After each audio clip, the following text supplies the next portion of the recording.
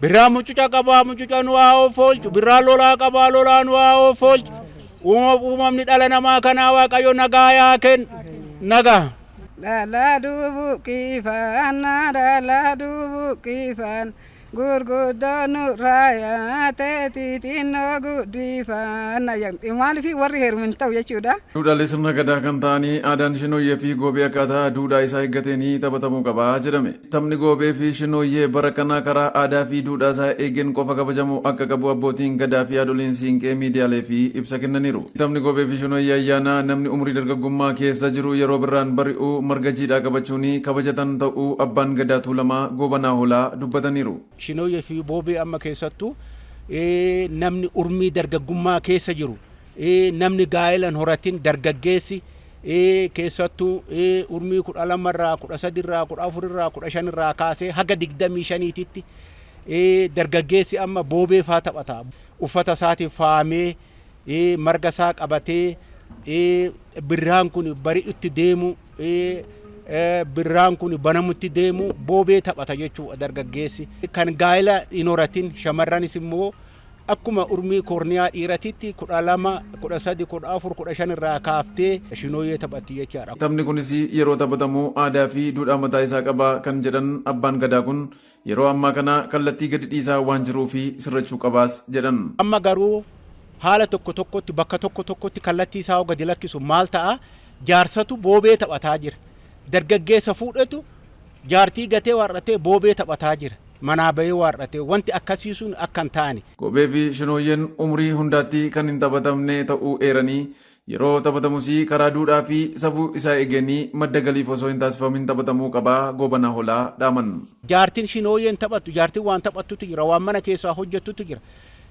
Dargaggeessi fuudhee hin taphatu shinooyyee boobee kan taphatu.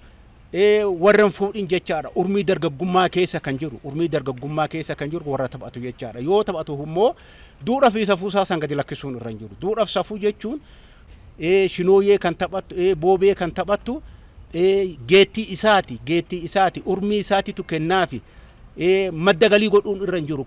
Kallattii isaa gadi lakkisuun irra hin jiru. Duudhaa fi safuu isaa gadi lakkisuun irra hin jiru. Akka itti uffatu akka itti taphatu akka manarratti naanna'u. Sirriitti duudhaaf safuu isaa eegutu irra jira. Kanaafuu qaamee bultii 5 kaasee waarratee hanga masqalaatitti shinooyyeenis boobeenis hin taphatama jechuudha. Yoo taphannu kana garan taanetti akka hin dhoofne garan taanetti tokko madda jeequmsaatis akka hin goone tokko immoo madda kuufama dargaggeessatis akka hin goone. Haati siinqee Asaduu Tolaa fi Caalii Tumsaa gama isaaniitiin goobeef shinooyyeen haala ittiin taphatamutu jira waan jedhanii taphatantu jira jedhanii haala tapha shinooyyeen ittiin taphatamu ibsu. Shinooyyee jechuun qixaaxashii qaamee jedhama. Akka duudhaa Oromtichaati irratti naannoo Tuulamaa ta'e bakka hundaa ta'eef guyyaa 5 irraa jalqabama. Guyyaa 5 dallaa dubuqisaadha. Qaameen guyyaa tokkoon waggaa oolte dallaa dubuqisaa waggaa shamarran wal yaamanii dargaggoonni illee wal yaamanii bakka dallaa dubuqisa san naqanii hooda qaillee haala itti jedhantu jira. Dubartoonni jettii mootiin hojjette mootiin aduusa irraa filatamti mootii bara baraan mootiin hin jira. Mootiin nama umrii 15 irraa jalqabee 18 xixiqqaan immoo itti aanee deemee jira hundi akka jiruun. Dallaa aduusa illee buqqisa waggaa dhaqan haala itti jedhantu jira. Bakka itti hoogala illee bakka itti galantu jira. Dallaa dubuqifaan dallaa dubuqifaan gurguddoon nurraa xixinnoo guddifaan maaliif warri heerumin ta'u jechuudha. Kusaayee maaliin dibdee yoo galmi keena turgaa'edha. Haati galmaa suni abdaaritti ta'e waan ta'eef jechuudha. San dura dallaa dubuqifannaa xixiqqoo nurraa yaate gurguddoo guddifannoonni jedhanii dubartiin heerumte akka hin taane hin beekna. Garuu bara mushurroomaa san immoo mushurraa san keessa waan jirtuuf jechaadha. Ishii bohaarsuudha jedhanii hin naqanii. Warra dubartiin irraa kaadhimaa san immoo kaadhimaan waggaa kan taate kaadhimaa san warra kaadhimaa san boochisuu dura sii gaama jechaadha. Dirmamaa kunchisaan eeguma lafeen taane dubramaa guddisaanii. Amarani sooraan kenni abbaa dubraa matanii tolanii kana jedhanii garuu warra dhaqasan bohaarsaniit magra kennanii fi dhallaatu san kennanii daddarbanii taa'anii daraaraa isaan kennanii san dandamanii raawwatanii muudaa ofii muudatanii teebbifamanii ba'an.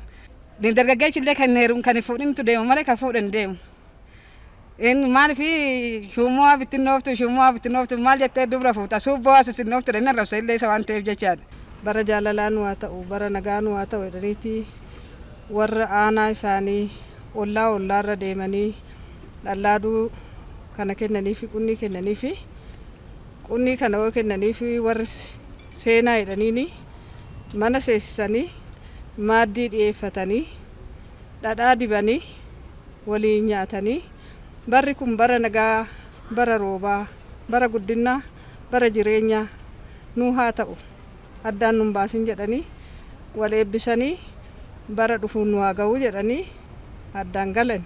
Tapha gaammeeshanii hanga masqala 16tti kabajamu kana hojii kadhaa maallaqaaf oolchuun aada malee ta'uu ibsanii safuu mataasaa waan qabuu fi dhaloonni duudhaa fi safuusaa eeggachuun kabajachuu qaba haati siinqee dhaaman.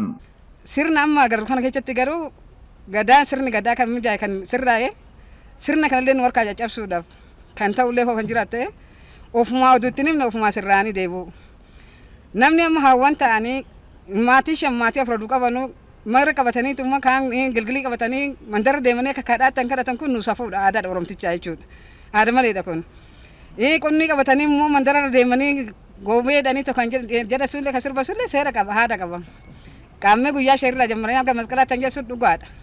Kan amma zin jedhaniitu moo duqqaan illee beekne jeellee baatillee dullakkoofni irra deemanii kadhatan sun maqaa Oromoo xureessuudha maqaa Oromoo balleessuudha. Haga bishaan irratti ganna qudirasii gaa warri amantii kana feene jechuudha. Nullee gaafsaniin quuqamnaa hin arrabsamne jechuudha. Iji keenya hojiiwwan gadi cabaa mataan keenya hojiiwwan gadi jedha jechuudha. Kana akka hin taane warri goobe jedhu sunillee safuu ofii aadaa ofii eeggatee akka itti deemu kanallee dabarsuuf barbaannaa.